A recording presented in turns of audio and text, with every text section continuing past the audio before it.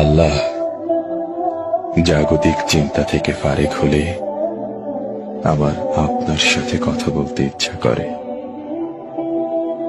অথচ কোলাহল পেলেই আমি আপনাকে ভুলে যাই। বিপদ পেরিয়ে গেলেই হয়ে উঠি উদ্ধত। নিজের হাসরের দিকে তাকালে দেখি গুনাহের ভারে নুয়ে আছে আমার মিজান। পুসিরাত পার হব, নেই তেমন কোনো জান। আল্লাহ, গুনাহ করলেও আমি আপনাকে ভালোবাসি।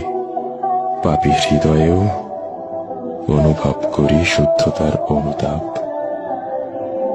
আপনার সাথে আমার কথা বলতে ইচ্ছে করে। আপনি আমাকে হেদায়েত দান করুন, ক্ষমা করুন আমার যাবতীয় পাপ।